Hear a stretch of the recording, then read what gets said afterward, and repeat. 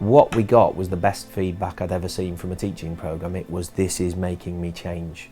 My name is James Kerfer. I'm Vice Principal at Chilwell Sports and Science Academy. It was a real problem, was teachers actually, the common problems they faced were things like not understanding what outstanding or good lessons actually look like anymore. They felt like Ofsted kept moving the goalposts. They felt like they were unclear of what they needed to do. There was some resentment. So we came across the outstanding teaching intervention. And what I liked about it just in the initial phase was it was the first time I'd ever thought of CPD in a very different way. Not a one day in a hotel inset, but actually some people who would stay around and work with small groups of teachers for a longer period. What was really interesting is staff started to approach me and ask me for the training and say, I've heard about this excellent, outstanding teaching intervention, can I go on it? The process, obviously, I like immensely. The process is a couple of hours of quality training with a small group, followed by a videoed observation, and all the objections that staff normally had to observations were taken away because the quality of the trainer was to get the staff to buy into that programme. It was then followed with some really challenging one-to-one coaching conversations with someone with the time to put it in and the skills to put those conversations in place. There's a short-term belief that you can take teachers from good to outstanding in a day. It doesn't happen like that. I did it 5 years ago. I'm Anna Shawcroft, I'm the subject leader for drama and I work at St John Bosco Arts College. There are definite elements in there that just totally transform the way in which the students are thinking. They are active participants in their own learning rather than me trying to get them to learn. After going through the programme, it seems that the only way to sort of get the best out of students is to use some of the methods and strategies that that I've learned along the programme, and that without them you would be really struggling in order to allow each pupil to achieve their potential. But what they actually do, the Outstanding Teaching Intervention, has taken the quite complex chunk of text that is the Ofsted Outstanding Teaching Criteria and demystified it. They've broken it down into key elements, so for example challenge, and then the absolutely outstanding piece of thinking is to look at what is a ladder of challenge, what is outstanding teaching in terms of challenge. There are resources and practical tools for teachers to use in the classroom the next day. There's conversations with teachers about high levels of challenge and what it actually means. And it's forced teachers to rethink what they thought high levels of challenge were. We've got teachers now who are teaching Year 11 classes and putting A-level work in front of them. They're more confident to do that. I'm Rob Hodgson. I'm a PE teacher at Dace High School and I've taught here for 4 years. A lot of courses that I've been on, it's here's the information, go away.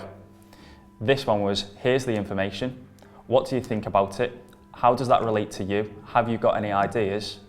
Do you think this will work? And that for me was a really good sign of good professional development. The big thing for me is I now know that it is easy to get a lesson, to create a lesson or develop a lesson to get students to be more independent and more actively engaged. What I've found is that I no longer look at my bottom set year 7s as bottom set year 7s. I look at them as students who have the potential to actually learn a level up.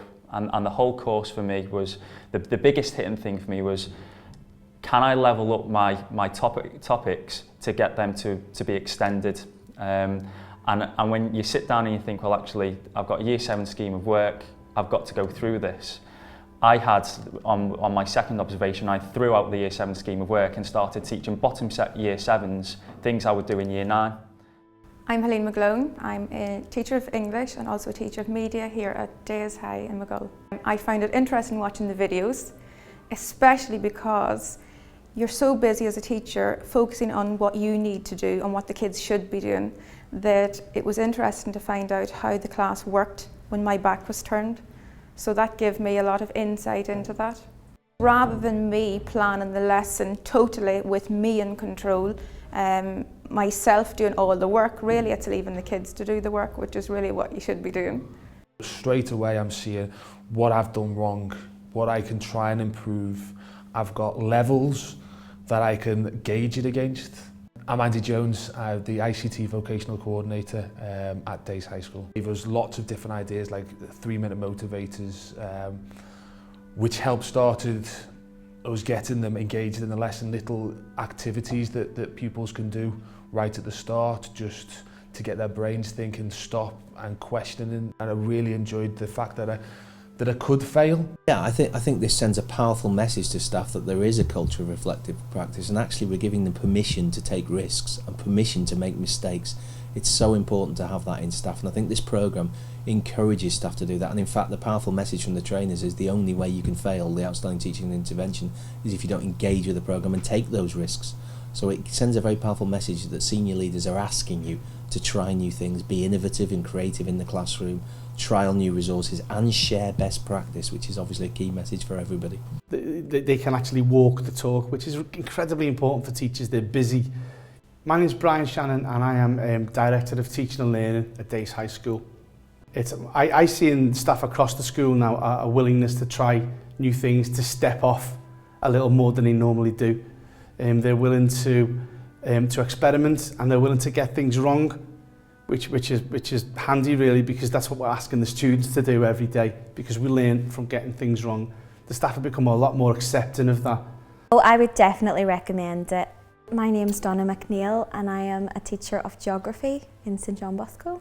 Now the focus, it's just normal day-to-day practice where the girls or the kids in school will put more effort into the lesson really. It's more 70-30, 80-20 on effort in the classroom, and that has directly come from Outstanding Teaching Programme.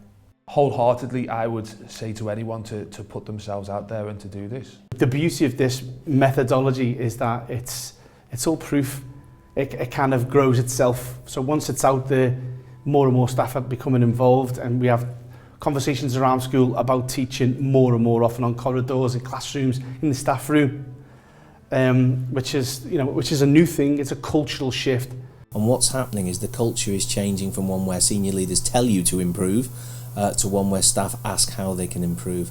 And staff constantly striving to improve and reflecting on their practice is the key to driving school teaching. I think that the difference before and now is I've now got more resourceful learners in my class. They still need me. That's what I'm employed to do. They still need me to guide them and correct misconceptions. But they're more resourceful in terms of they don't always look to me for the answers. Naturally, the teaching and the Outstanding Teacher Programme go hand in hand together. This programme brings value for money because it's the only thing in 17 years of doing this that I can evidence that changes teachers' practice in the long term.